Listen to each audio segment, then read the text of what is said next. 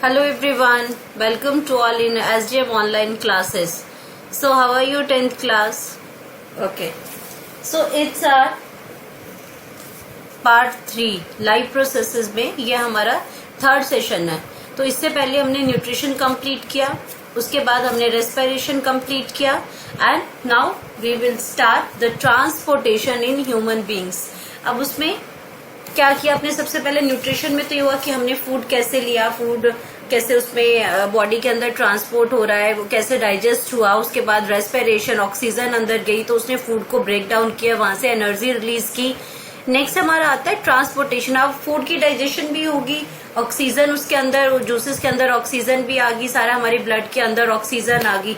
अब उस ऑक्सीजन को पूरे बॉडी के अंदर पहुंचाना है. ठीक है, खाना अगर एक किचन में बनता है तो उसको डिस्ट्रीब्यूट, तो अगर रूम में और बाकी जगह लोग बैठे हैं तो उसको खाना पहुंचाना है. तो दैट इज द ट्रांसपोर्टेशन, कि एक जगह उसकी प्रोडक्शन है और बाकी उस जगह पे उसको डिस्ट्रीब्यूट करना है. ठीक है, तो हमारी बॉडी के अंदर जो ट्रांसपोर्टेशन है, क्योंकि लिविंग बॉडी में ट्रांसपोर्टेशन जो है, ट्रांसपोर्टेशन प्लांट्स के अंदर भी है, एनिमल्स के अंदर भी है. तो today we will discuss about the transportation in human beings. Plants की जो ट्रांसपोर्टेशन है that we will discuss in the next session. ठीक है, तो अब ट्रांसपोर्टेशन की हम बात करते हैं तो इतना तो क्लियर है कि ये मूवमेंट है मटेरियल की, कि where it produce and where it distributed to all part of the body. So it's a transportation. तो हमारी बॉडी में जो मेन ट्रांसपोर्टेशन का जो सिस्टम है वो क्या है? हमारा ब्लड. ब्लड ही एक सिंगल ऐसी चीज है जो पूरी सारी चीजों को लेता भी है, मतलब ट्रांसपोर्ट भी करता है, और वहां से वो मटेरियल जो हमारे वेस्ट मटेरियल है उनको भी वो वापस लेता है. ठीक है, तो जैसे वेस्ट मटेरियल हमारा ऑक्सीजन भी हो, ऑक्सीजन हमारा बॉडी के अंदर, ब्लड के अंदर जाता है और वहां से वो अंदर बॉडी के पास से कार्बन डाइऑक्साइड को बाहर लेता है, जिसको लंग्स के थ्रू, नोज के थ्रू वो हम एक्सहेल कर देते हैं. क्लियर हुआ? तो आज हम इसके बारे में पढ़ेंगे कि ब्लड क्या है, ब्लड कैसे ट्रांसपोर्ट होता है, उसमें कौन कौन से कंपोनेंट्स हैं, या फिर उसके अंदर जो हमारा मेन पंपिंग जो ऑर्गन है हार्ट, इसके बारे में हम सारा डिस्कस करेंगे. तो ये हम स्टार्ट करते हैं इसमें कि हमारा ये जो ट्रांसपोर्ट है, जैसे ट्रांसपोर्ट है एक जगह से दूसरी जगह जाने के लिए हम लोग क्या करते हैं, कार है, बाइक से, ये सारे यूज करते हैं एंड वी कवर तो इसमें 1000 किलोमीटर्स ऑफ द डिस्टेंस हम ये सारा उसमें कंप्लीट करते हैं. सेम एज हमारी बॉडी के अंदर भी अगर हमारी कोई भी चीज, ऑक्सीजन ही ट्रांसपोर्ट करनी है अगर हमें, या फिर अदर न्यूट्रिएंट्स हमें ट्रांसपोर्ट करने हैं, तो उसके लिए मेन कंपोनेंट क्या है? ब्लड. क्या है? वो हमारे हेड टू टो तक ब्लड ही हर चीज को रीच करता है. हमारे लिए हमारी बॉडी की गाड़ी क्या है, हमारी बॉडी की कार या बाइक क्या है? ब्लड. ठीक है, तो it's a very important component. हमारा ब्लड जो है वो कॉन्स्टेंटली वर्क करता रहता है विदाउट रुके, बिना किसी रिलैक्सेशन के. It always work. क्लियर हुआ? तो हम इसके अंदर अब क्या रीड करेंगे? The main components of the transport system क्या है हमारा? मेन आ गया इसमें हार्ट, नेक्स्ट आ गया इसमें ब्लड और ब्लड वेसल्स. मीन हमारा मेन जो पार्ट आ गया वो हार्ट आ गया. हार्ट ये पंपिंग ऑर्गन है, ये हमारा पंप करता है. ठीक है, मोटर है ये हमारी, ये मोटर से क्या रीच करता है? ब्लड रीच करता है. जैसे आप अपने घरों में मोटर लगाते हैं, मोटर से जब मोटर आप स्टार्ट करते हो तो उसमें क्या उसमें ब्लो करता है? वाटर ब्लो करता है, और वाटर पाइप्स के थ्रू पूरे आपके, जहां आपके किचन में टैप लगा है, आपके बाथरूम में टैप लगा है, या आपके वॉश बेसिन में टैप लगा है, हर जगह वो पानी आपको पहुंचता है. तो मेन पंपिंग जो ऑर्गन है, मेन मोटर है हमारी, वो क्या आ गया? हार्ट आ गया. और उसमें क्या, जो उसमें क्या पंप कर रहा है? ब्लड पंप कर रहा है. किसके थ्रू कर रहा है? ब्लड वेसल्स के थ्रू ये कर रहा है. क्लियर हुआ? अब हार्ट क्या करता है? Oxygenated blood. ऑक्सीजनेटेड ब्लड मतलब blood that have oxygen there present in the blood. तो ये क्या करता है? ब्लड कैरी करता है ऑक्सीजनेटेड ब्लड को थ्रू आउट द बॉडी, और वहां से क्या रिसीव करता है? Deoxygenated blood. डीऑक्सीजनेटेड ब्लड मतलब जिसके अंदर ऑक्सीजन नहीं प्रेजेंट होती है. तो क्या प्रेजेंट होता है? कार्बन डाइऑक्साइड और अदर मटेरियल्स वो प्रेजेंट होते हैं. ठीक है, तो ये वेरियस बॉडी पार्ट से लेता है and send this impure blood to lungs. तो मेन हमारा जो प्योरिफिकेशन का जो सेंटर है वो कहाँ पे है? लंग्स है, जो कि उसको वापस क्योंकि हम क्या करते हैं, रेस्पिरेशन में आपने बहुत अच्छे से पढ़ा था कि ऑक्सीजन हम लेते हैं, वो आपके नॉस्ट्रिल के थ्रू लंग्स में पहुंचती है, लंग्स में बॉडी पार्ट के पास पहुंचती है.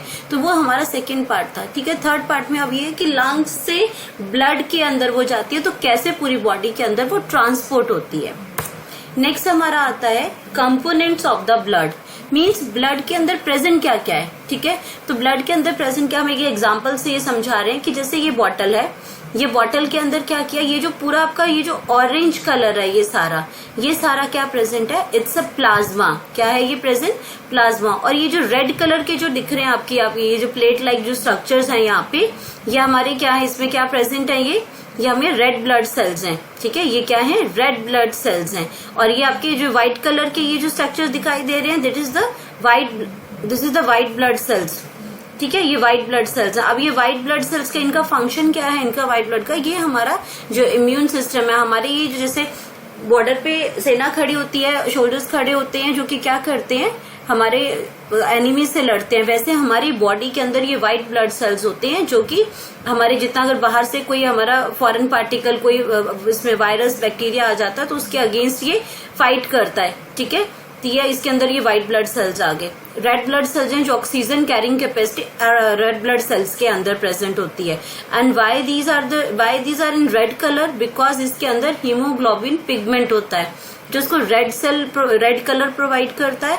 और साथ में इसकी एफिनिटी, इस रेड ब्लड सेल के अंदर जो हीमोग्लोबिन प्रेजेंट है, they have the capacity to bind the oxygen, ठीक है। तो रेड ब्लड के साथ इसमें हीमोग्लोबिन ना हो तो इसका कलर भी नहीं होगा और ऑक्सीजन को ये बाइंड भी नहीं कर पाएगा। और इसके अंदर ये दूसरा एक और स्ट्रक्चर इसमें दिखाई दे रहा है, that is the platelets. Platelets का फंक्शन क्या है कि हमारी बॉडी में अगर जैसे आपको कोई कट लग जाता है तो क्या होता है, blood oozes out from your bones, बाहर निकलता है ब्लड उससे। तो ये प्लेटलेट्स क्या करती हैं उसके अंदर कि उसको वो आरबीसीज में जहां भी ये रेड ब्लड सेल ये रप्चर्स होते हैं, जहां से ब्लीडिंग होती है, प्लेटलेट में उस ब्लड को क्लॉट कर देती हैं। वो मैकेनिज्म आगे पढ़ेंगे हम लोग कि कैसे प्लेटलेट फंक्शन करती है। थोड़ी देर में वहां से ब्लड अपने आप निकलना बंद हो जाएगा। अगर ये प्लेटलेट प्रॉपर तरीके से ब्लड के अंदर वर्किंग ना हो तो हमें जो एक डिजीज हो जाती है हीमोफीलिया, जिसमें नॉन स्टॉप ब्लड निकलता रहता है और ह्यूमन बींग उसमें इजिली वो उसमें क्या करते हैं, वो डाई हो जाता है कंटिन्यू ब्लड लॉस की वजह से। इसमें तो ये आपका पूरा पार्ट यहाँ पे क्या आ गया, ये आपका सारा आ गया प्लाज्मा। क्योंकि तो ये जितने सेल है, मतलब क्या हुआ इसका कि जितने ये सेल हैं, ये ब्लड सेल्स हैं सारे, ये ब्लड सेल्स आपके कहाँ पहुंचे, ये ब्लड सेल्स हैं जो कहाँ फ्लोट कर रहे हैं, प्लाज्मा के अंदर फ्लोट कर रहे हैं ये आपका। और प्लाज्मा के अंदर बहुत सारी प्रोटीन्स भी प्रेजेंट है। ये हमारे ब्लड के वॉल्यूम को 55% प्लाज्मा ही होता है, ठीक है। और बाकी हमारे ये सेल्स होते हैं जो प्लाज्मा के अंदर फ्लोट करते हैं। तो आप कंपोनेंट आपको क्लियर हुआ कि ब्लड का कंपोनेंट कैसा हुआ। ये सेम ऐसे इसमें इसी में ये एक्सप्लेन दोबारा किया कि प्लाज्मा के अंदर क्या क्या प्रेजेंट है। उसके अंदर वाटर प्रेजेंट है, उसके अंदर आयंस प्रेजेंट है, जैसे पोटेशियम आयंस है, इसमें ये सोडियम आयंस है, that's are very important for the transportation, ठीक है। उसके अंदर प्रोटीन प्रेजेंट है, प्रोटीन लाइक एल्ब्यूमिन है, इसके अंदर प्रेजेंट ग्लाइकोप्रोटीन्स हैं, ये प्रोटीन्स प्लाज्मा के अंदर प्रेजेंट, न्यूट्रिएंट्स हैं वो प्लाज्मा के अंदर है। इसमें इसके अंदर ये बाकी प्रोडक्ट्स भी हैं, गैसेस भी हैं, जो यहाँ से ये सारी चीजें ये प्लाज्मा के अंदर मिक्स हैं। व्हाइट ब्लड सेल्स आ गए, इसके अंदर छोटे अमाउंट में ये आपके WBC, तो जो मेजर अमाउंट है हमारे ब्लड का उसमें वो क्या है, प्लाज्मा है, ठीक है। नेक्स्ट हमारा आता है ब्लड क्लॉटिंग का मैकेनिज्म। ब्लड क्लॉटिंग का मैकेनिज्म इसमें क्या है, तो इसमें सबसे पहले क्या होता है, स्टेज वन में जैसे हमें कोई वुंड हुआ, हमें कहीं कट लगा, हमें कहीं चोट लगी, तो हमारे ये जो आरबीसीज है वहां से वो बस्ट हुए, वहां से ब्लीडिंग होना शुरू की। तो इसमें क्या हुआ, इसमें इमीडिएटली वहां पे किसने एक्टिव हो गए, प्रोथ्रोम्बिन जो एक एक्टिवेटर है हमारे ब्लड के अंदर ये प्रेजेंट है, ये एकदम एक्टिवेट हो जाता है जैसे चोट लगती है। और ये प्रोथ्रोम्बिन क्या करता है, इसमें कार्बन ये कैल्शियम आयन की प्रेजेंस में जो हमारी बॉडी के अंदर ही प्रेजेंट है वो कन्वर्ट हो जाता है थ्रोम्बिन के साथ। आई नो दैट कि these names are very new for you, but when you entered in the class, so every student's name that's a new for you, but after some time you are familiar with these names, so you have to read again and again these names, so it's easy to you to remember the names, okay। So it's a prothrombin है, prothrombinase enzyme है जो इसको activate करती है, and then it convert the prothrombin into thrombin. ये सारी proteins हैं, ये कन्वर्ट करती हैं। अब इस थ्रोम्बिन का फंक्शन क्या है कि ये थ्रोम्बिन क्या करती है, फाइब्रिनोजन बनाती हैं, ठीक है। फाइब्रिनोजन का फंक्शन क्या है कि जहां पे आरबीसी रप्चर हुई है, जहां से वो ब्रेक हुई है, जहां से ब्लीडिंग हो रही है, वो क्या करती है, वहां पे एक नेट सा फॉर्म कर देती है। फाइब्रिनोजन मतलब फाइबर्स को वो एक नेट से, एक जाली सी वहां पे बना देते हैं। अगर जाली बना देते हैं, जैसे आपका कोई कपड़ा अगर छन जाता है तो उसको हम सुई से अगर सिल देते हैं तो वो क्या, वहां पे वो कपड़ा वहां से वो दिखना बंद हो जाता है, कि वो जो फटा हुआ है वो दिखना बंद हो जाता है।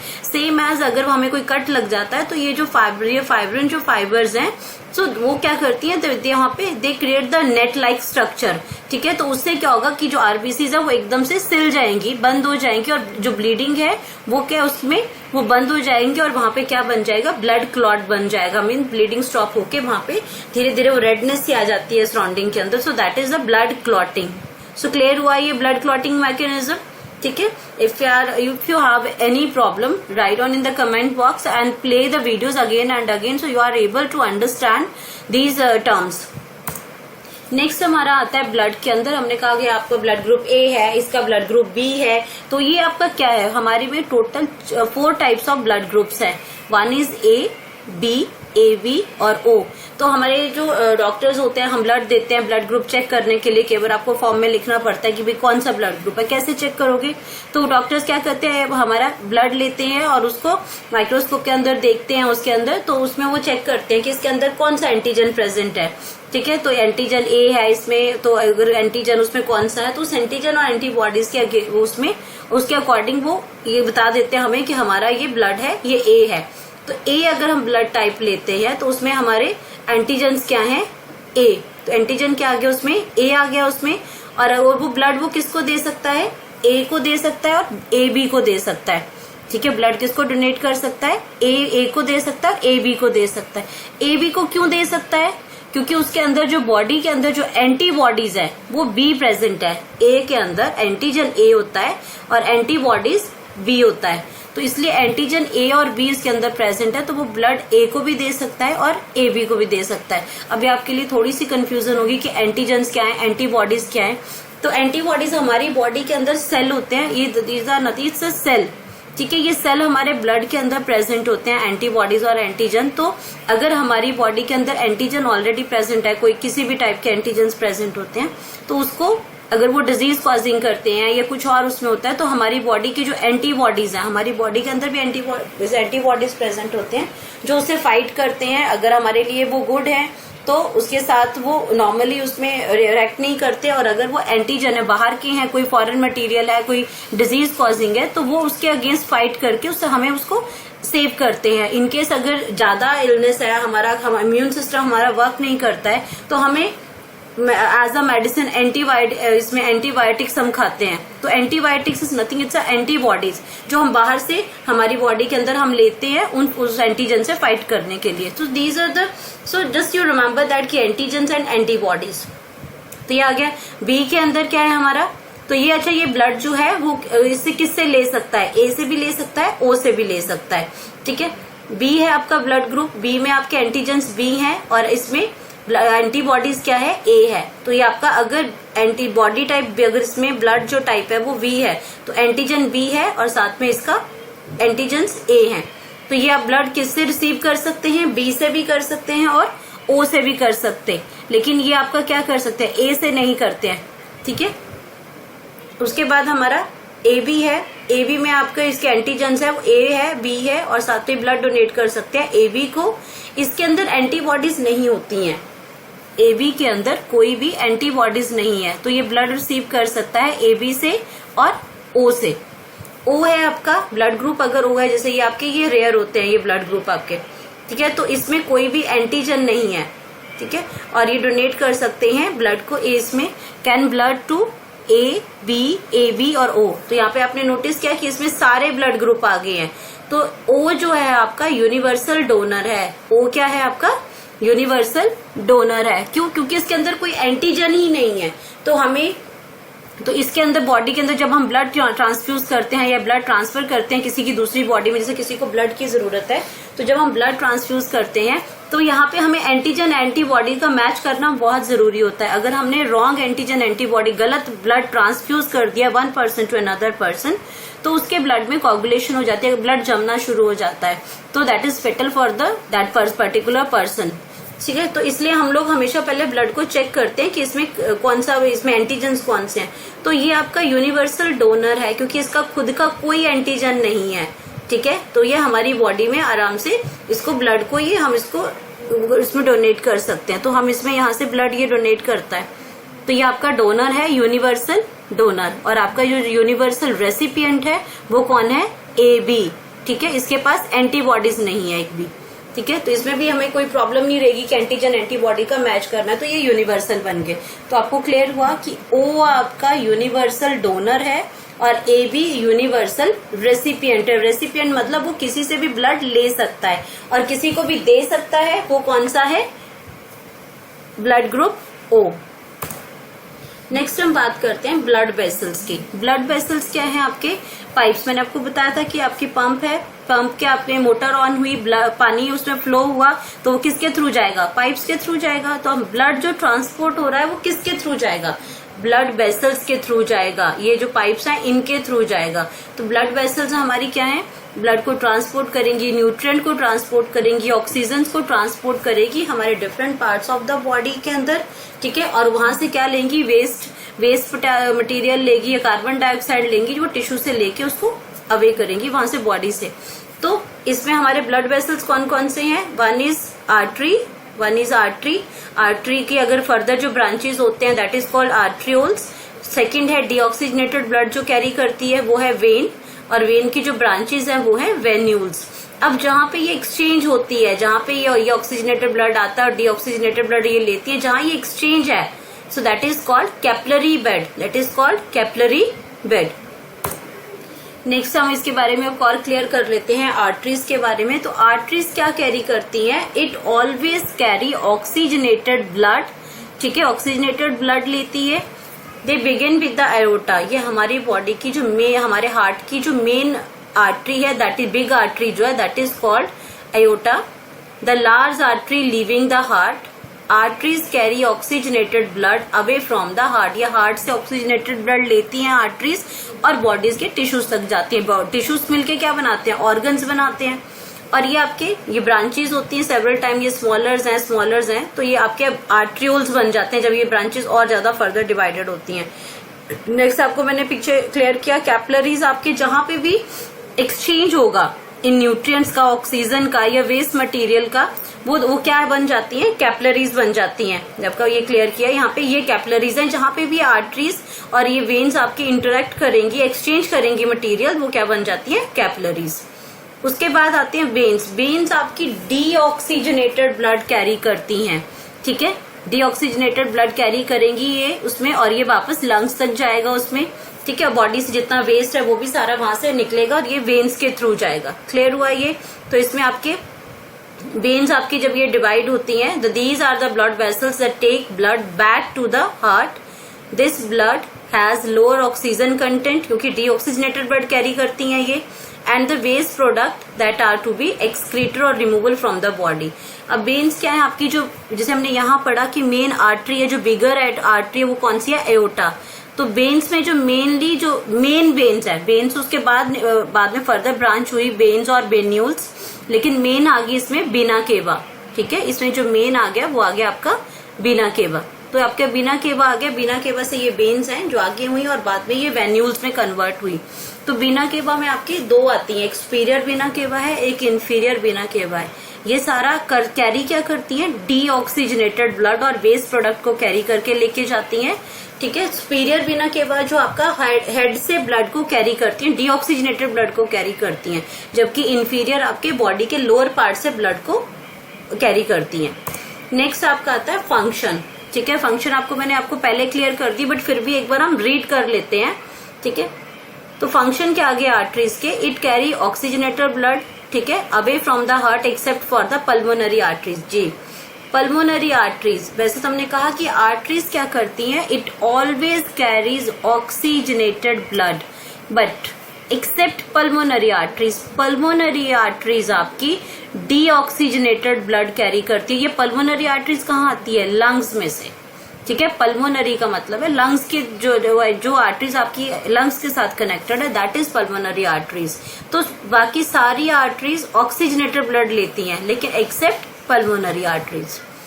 वेन्स आपकी डिऑक्सीजनेटेड ब्लड करती है, वही सेम एक्सेप्शन पल्मोनरी वेन्स, क्योंकि pulmonary veins oxygenated blood carry करती है। लंग्स से ऑक्सीजन रिच ब्लड जो वो लेती है वो पल्मोनरी वेन लेती है। वो आप जो आगे आप वर्किंग करोगे तो क्लियर हो जाएगा। ठीक है। कैपिलरीज जो आपका डिफ्यूजन करती है गैसेस का, जहां पे भी एक्सचेंज होगा गैसेस का, वो आपका जिसमें गैसेस हैं, चाहे वो न्यूट्रिएंट है, वो किसके थ्रू होती है? कैपिलरीज के थ्रू। आर्टरीज कैसी होती है? स्मॉल होती है और नैरो होगी। ठीक है, स्मॉल होंगी और नैरो होंगी।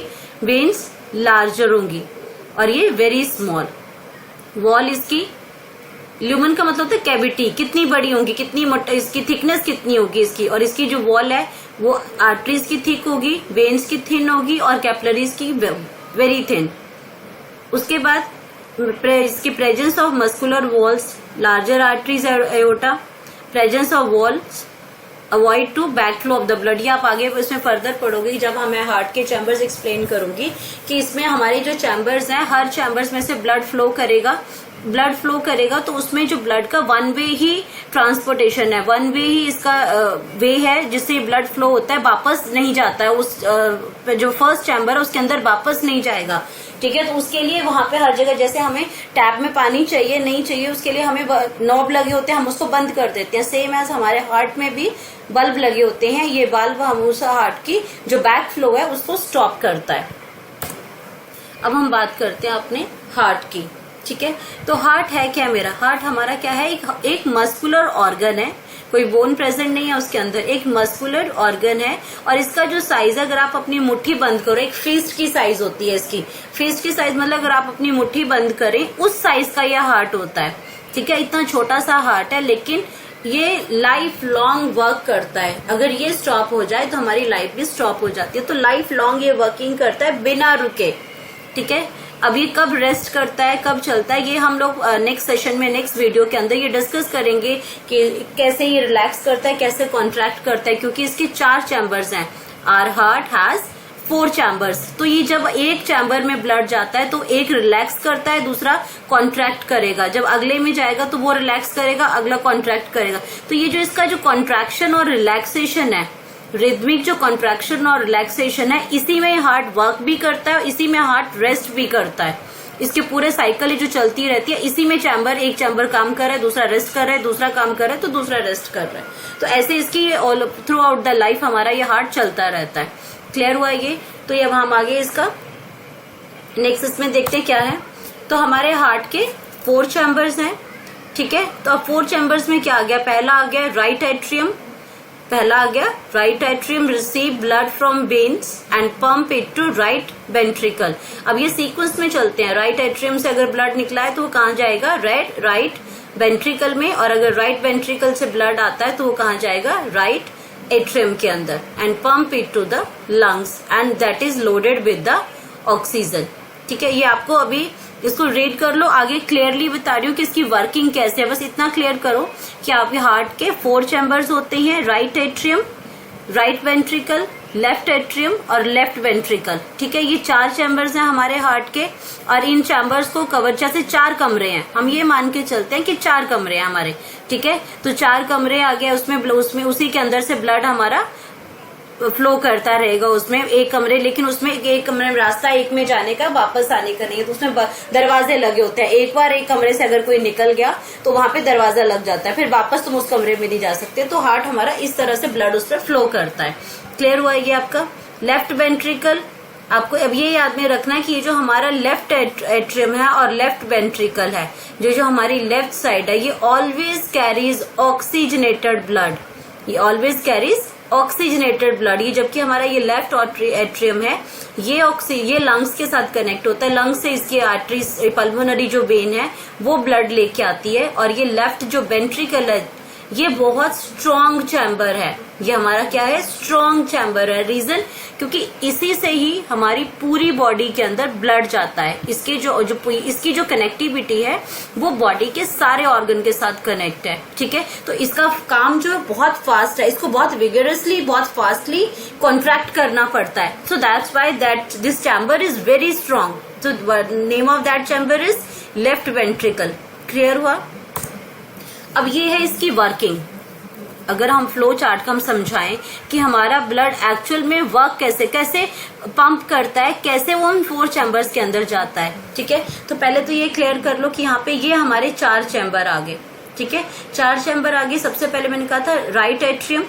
ठीक है, राइट एट्रियम के बाद यहाँ पे लेफ्ट एट्रियम, ये राइट, ये लेफ्ट एट्रियम, ये हमारा राइट वेंट्रिकल है और ये हमारा लेफ्ट वेंट्रिकल है। अब ये प्रोग्राम शुरू कहाँ से होता है? ये प्रोग्राम शुरू होता है हमारा रेस्पायरेशन। रेस्पायरेशन के लिए मेन ऑर्गन क्या था? लंग्स। ठीक है, लंग्स ही तो है। जब रेस्पायरेशन ही तो प्रोसेस है जहां ऑक्सीजन इनटेक होती है, कार्बन डाइऑक्साइड बाहर होती है। अब तक हमने तो ये पढ़ा। एक्चुअल में जब ऑक्सीजन अंदर जाती है, फूड की ब्रेक डाउन करती है और पूरे ब्लड के साथ मिक्स होती है, ये बीच में, इसीलिए सारा हम एक स्टेप बाय स्टेप ये चल रहे हैं। ठीक है, अब यहाँ लंग्स में ऑक्सीजन आ गई, हमने सांस ली, इनहेल की ऑक्सीजन, अब लंग्स के पास बहुत सारी ऑक्सीजन आ गई। अब मैं आपको बताया था पल्मोनरी वेन, लंग्स के साथ जो वेन कनेक्टेड है दैट इज पल्मोनरी वेन। अब यहाँ लंग्स से इन्होंने क्या किया, ब्लड ने यहाँ से ऑक्सीजन ली। ठीक है, किसके थ्रू ली? पल्मोनरी वेन्स के थ्रू। अब पल्मोनरी वेन में इस टाइम लंग्स के पास ऑक्सीजनेटेड ब्लड है। कौन सा ब्लड है? ऑक्सीजनेटेड, क्योंकि लंग्स के पास तो ऑक्सीजन है, हमने इनहेल किया ऑक्सीजन। अब वो ऑक्सीजन यहाँ ब्लड के पास पहुंची। बाइंड कौन करता है ऑक्सीजन? आपको बताया था स्टार्टिंग में, क्या कौन करता है? हीमोग्लोबिन, क्योंकि ब्लड क्या है? आरबीसीज है। आरबीसीज के अंदर डब्ल्यूबीसी है, प्लाज्मा है, तो मेन आरबीसीज के अंदर क्या है? हीमोग्लोबिन है, जो ऑक्सीजन को बाइंड करता है और अपने साथ लेके जा रहा है। अब ये कहाँ पहुंचा? सबसे पहले हमारा ये लेफ्ट एट्रियम के अंदर पहुंचा। ठीक है, लेफ्ट एट्रियम में ऑक्सीजनेटेड ब्लड पहुंचा। पहुंचने के बाद उसने क्या किया? वहां पहुंचा और वहां से निकल लिया। निकलने के लिए जो दरवाजा था यहाँ पे, उस दरवाजे को हम कहते हैं बल्ब। उस दरवाजे को क्या कहते हैं? बल्ब कहते हैं। और उस बल्ब का नाम है बाइकस्पिड बल्ब। क्या नाम है उसका? बाइकस्पिड बल्ब है उसका नाम। ठीक है, तो बाइकस्पिड बल्ब है। एक बार यहाँ बल्ब, यहाँ ब्लड जब लेफ्ट एट्रियम से लेफ्ट वेंट्रिकल में पहुंच गया, ये बल्ब अपना बंद हो गया। ठीक है, टैप यहाँ लग गया। अब ये लेफ्ट वेंट्रिकल में यहाँ पहुंचा, लेफ्ट वेंट्रिकल से ये बाहर निकला, लेकिन इसे कहाँ से पहुंचा? मेन आयोटा, मैंने कहा था मेन आर्टरीज जो है हार्ट की, ये वहां पहुंचा। वहां से ऑक्सीजनेटेड ब्लड कहाँ गया? पूरे बॉडी ऑर्गन के पास। इसीलिए left ventricle is the strongest chamber, क्योंकि ये मेन एरोटा के अंदर गया। मेन एरोटा से वो कहाँ कनेक्ट हुआ? बॉडी ऑर्गन के पास। अब ब्लड ने शुरू किया लंग्स से, ब्लड शुरू हुआ लंग्स से, सर्कुलेशन स्टार्ट हुई ब्लड की, यहाँ से लेफ्ट एट्रियम से यहाँ वेंट्रिकल में पहुंचा और अयोटा में बाहर निकला। बाहर से बॉडी ऑर्गन के साथ कनेक्ट किया ये और वापस अंदर पहुंचा, बॉडी ऑर्गन के थ्रू पहुंचा। अब यहाँ से, अब ये साइड तो सारी आ गई ऑक्सीजनेटेड ब्लड की।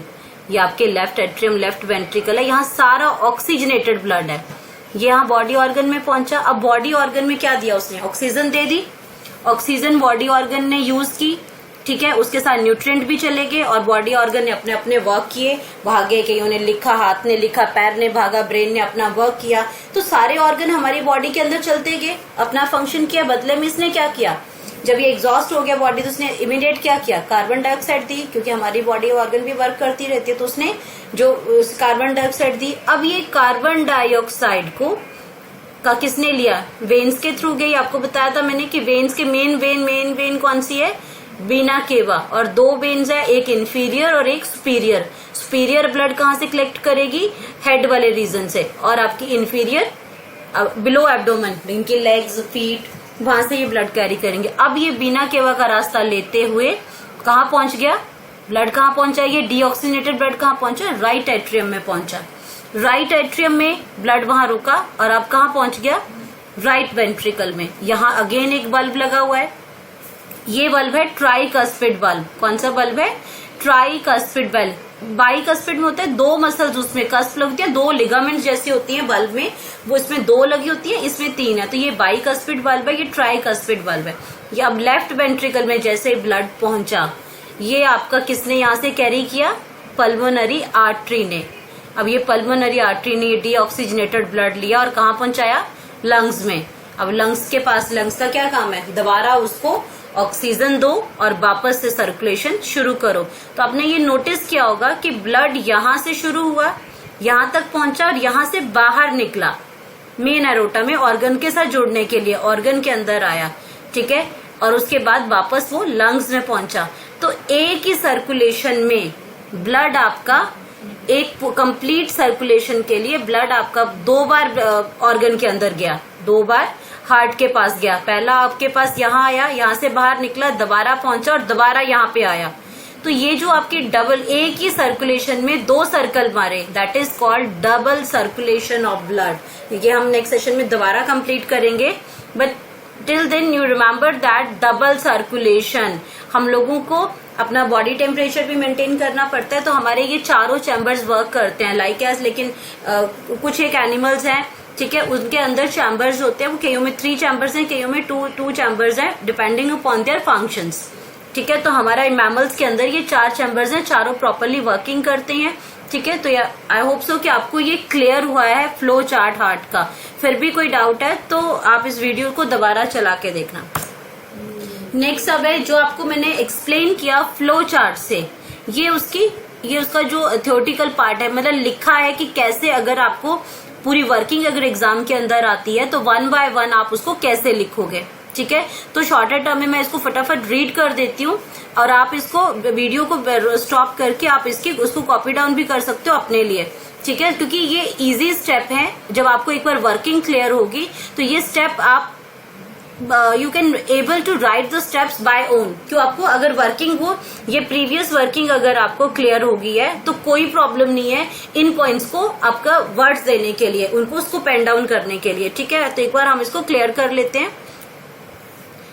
Blood transport carbon dioxide to the lungs for oxygen from the cells for removal and carries oxygen from the lungs to the heart and heart pump the blood to all cells of the body। Clear हुई first line कि blood transport करता है carbon dioxide, ठीक है, lungs को उसमें oxygen देता है, कार्बन डाइऑक्साइड लंग्स को बाहर निकालता है, ब्लड का वेस्ट, सारे वेस्ट प्रोडक्ट हैं उनको भी सबको बाहर निकालता है, और ये ऑक्सीजन लंग्स के पास से जाती है, हार्ट में जाती है, हार्ट उसको पूरी बॉडी के अंदर पंप करता है। सेकंड आ गया 4 चैम्बर्स हैं, ये आपको क्लियर है 4 चैम्बर्स इसके। नेक्स्ट इसमें आता है थिन वॉल्ड अपर चैम्बर, लेफ्ट एट्रियम, क्योंकि उसमें क्या करते हैं, वो तो ब्लड को सिर्फ पास करता है। पल्मोनरी वेन ने ब्लड लिया और उसको पास ऑन किया, ठीक है, तो वो रिलैक्स करता है और ऑक्सीजनेटेड ब्लड एंटर कर देता है उसमें। लेफ्ट एट्रियम देन कॉन्ट्रैक्ट, ठीक है, मैंने कहा था कि रिदमिक कॉन्ट्रैक्शन और रिलैक्सेशन है हार्ट के चैम्बर जब वर्क करते हैं। लेफ्ट एट्रियम में पहुंचा, उसने कॉन्ट्रैक्ट किया, नेक्स्ट चैम्बर लेफ्ट वेंट्रिकल में पहुंचा तो वो एक्सपेंड किया and this blood enters into it. When the left ventricle contract blood is pumped out all the cells of the body, ठीक है, और उसके बाद डीऑक्सीजनेटेड ब्लड हमारी बॉडी में रीचेज कहाँ पहुंचा, अपर चैम्बर में, राइट अपर चैम्बर में पहुंचा, और right atrium when it expands as the right atrium contract the lower chamber right ventricle dilate, मतलब कि रिलैक्स हुआ ये। उसके बाद ये, अच्छा, इसमें ब्लड की मिक्सिंग ना हो, ब्लड की मिक्सिंग ना हो हमारा लेफ्ट और राइट साइड के अंदर, आपको पता है कि सारी लेफ्ट साइड में ऑक्सीजनेटेड ब्लड जा रहा है, क्लियर हुआ, और आपका जैसे आपका ये ऑक्सीजनेटेड ब्लड जा रहा है इसमें, ये देखो ये ऑक्सीजनेटेड ब्लड है, ये ऑक्सीजनेटेड ब्लड है, तो ये आपके लेफ्ट एट्रियम और लेफ्ट वेंट्रिकल में इस साइड में सारा ऑक्सीजनेटेड ब्लड जा रहा है, इसमें डीऑक्सीजनेटेड। तो इस यहाँ पे ब्लड की मिक्सिंग ना हो इसके लिए वहां पे एक सेप्टा लगा होता है, मतलब एक दीवार, पतली थिन मस्कुलर वॉल होती है जिसकी वजह से वो मिक्सिंग नहीं होती। और इन चैम्बर्स के बीच में आपको पहले क्लियर कर दिया था कि बल्ब लगे होते हैं ताकि ये वाले चैम्बर्स में भी ब्लड मिक्स ना हो। तो यहाँ पे एक ये सिंगल वे ही ट्रैफिक है, एक ही साइड से चलती है, कोई मिक्सिंग नहीं है बीच में उसमें, ठीक है, कोई बाईपास नहीं है, कोई यू टर्न नहीं है। ये क्लियर हुआ आपको। अब नेक्स्ट, तो ये इस सेशन के लिए इतना ही है। नेक्स्ट सेशन में हम इसके प्रीवियस की ब्लड प्रेशर क्या होता है, ब्लड प्रेशर कैसे हम मेजर करते हैं, किस तरह से ये सारी बॉडी वर्क करती है, और उसके बाद हमारे पास एक और सर्कुलेटरी सिस्टम है, वो है हमारा लिम्फेटिक सिस्टम, शॉर्ट में हम वो भी करेंगे, and the transportation system plants के अंदर, क्योंकि लिविंग बीइंग की हम बात करते हैं, हमने पहले से कंपेयर किया है कि अगर जो प्रोसेसेस प्लांट्स के अंदर होती हैं एनिमल्स के अंदर भी होती हैं, तो वो हम डिस्कस करेंगे कि ट्रांसपोर्टेशन सिर्फ ह्यूमन बींग्स में या एनिमल्स में नहीं होती है, ट्रांसपोर्टेशन प्लांट्स के अंदर भी होती है, बट वो थोड़ी सी सिंपल होती है, क्योंकि हम जितने मेटाबॉलिक फंक्शन, जितने लाइफ प्रोसेसेस हमारे ह्यूमन बींग्स में और एनिमल्स में उतनी ही ज्यादा प्लांट्स के अंदर नहीं है, तो उनके पास जो ट्रांसपोर्टेशन सिस्टम उतना ही सिंपल है, तो वो हम नेक्स्ट सेशन के अंदर डिस्कस करेंगे। So thanks for watching. No?